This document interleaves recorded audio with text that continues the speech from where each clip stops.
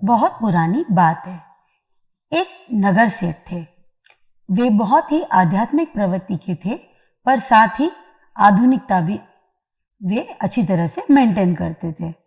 उन नगर सेठ के एक गुरुदेव थे, जो कि अक्सर सभी जगहों पर भ्रमण किया करते थे और ब्रह्म विद्या आदि का उपदेश किया करते थे। एक बार सेठ जी को पता चला कि उनके गुरुदेव उनके नगर में आए हुए हैं। इस खबर से वे बड़े प्रसन्न हुए और उन्होंने अपने गुरुदेव के सम्मान में एक सभा का आयोजन किया।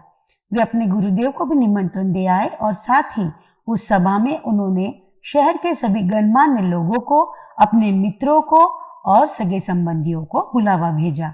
वो एक बहुत बड़ा समारोह था, जिसमें उनके गुरुदेव का मुख्य रूप से सम्मान और प्रवचन होना था। नियत समय पर सभी लोग आ गए। उनके गुरुदेव लौकिक से ज्यादा अलौकिक वस्तुओं को महत्व देने वाले थे और साधु स्वभाव होने के कारण उन्होंने आधुनिक वर्ग के हिसाब से कपड़ों को न बदलते हुए जैसे वे रहते थे, उन्हीं सामान्य कपड़ों में सभा में प्रवेश करना चाहा। परंतु क्योंकि वे इतने स्वाभाविक रूप से, सामान्य रूप से आए थे कि उनका द्वारपाल उनको पहचान ही नहीं पाया।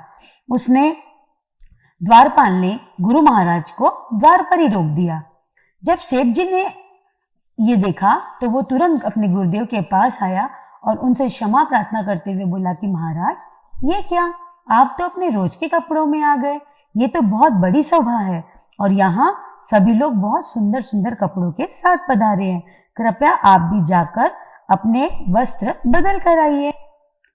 सेठ जी की बात सुनकर उनके गुरुदेव लौट गए और पुनः नए वस्त्र धारण करके और अच्छे से व्यवस्थित रूप से गाजे बाजे के साथ पधारे।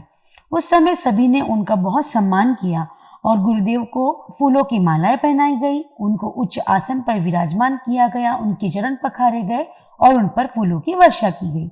उसके पश्चात गुरुदेव का प्रवचन हुआ और उसके बाद आई सभी के लिए आइसक्रीम। जी हाँ, जब सभी को आइसक्रीम दी जा रही थी तो सब लोग आइसक्रीम खाने को जब तत्पर हुए, उसी समय उस आइसक्रीम के प्याले को अपने कपड़ों के समीप ले जाकर गुरुदेव जोर जोर से कहने लगे, खा मेरे कपड़े आइसक्रीम खा, खा मेरे कपड़े आइसक्रीम खा, खा मेरे कपड़े आइसक्रीम खा की ध्वनि उस चालू माइक में से सभी के पास जाने लगी और सब विस्मित से देखने लगे कि भला कभी कपड़े भी आइसक्रीम खाते हैं क्या। और सेठ जी दौड़े दौड़े अपने गुरुदेव के पास पहुंचे और उनके चरणों में प्रणाम करके बोले, महाराज, ये आप क्या कर रहे हैं, भला कभी किसी के कपड़े भी आइसक्रीम खाते हैं। गुरुदेव बोले कि जब मैं सादे वस्त्रों में यहाँ आया तो किसी ने मुझे सम्मानित नहीं किया, लेकिन अब जबकि मैं नए कपड़े पहनकर आया हूं तो सभी ने मेरा बहुत स्वागत किया, मुझे फूल मालाएं पहनाई। इसका अर्थ तो यही है ना कि यहाँ मुझे नहीं बल्कि मेरे कपड़ों को बुलाया गया था। यह सुनते ही सेठ जी को अपनी भूल तुरंत समझ में आई और उनके आंखों पर से माया का पर्दा हट गया और वे अपने गुरुदेव के चरणों पर गिर पड़े। उन्होंने उनसे क्षमा याचना की और प्रार्थना की कि वे उनकी भूल को माफ कर दे।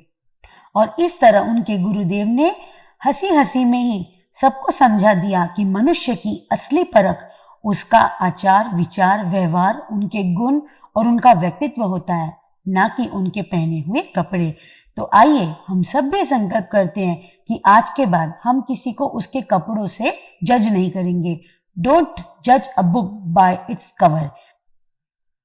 तो साथ ही अगर आपको ये कहानी अच्छी लगी हो तो कमेंट बॉक्स में हमें जरूर बताएं और साथ ही ऐसी ही और अनोखी कहानियां और शिक्षाप्रद कहानियां प्राप्त करने के लिए सब्सक्राइब करना न भूलें। जय घोष गीता को। जय हिंद, जय भारत, जय गुरुदेव।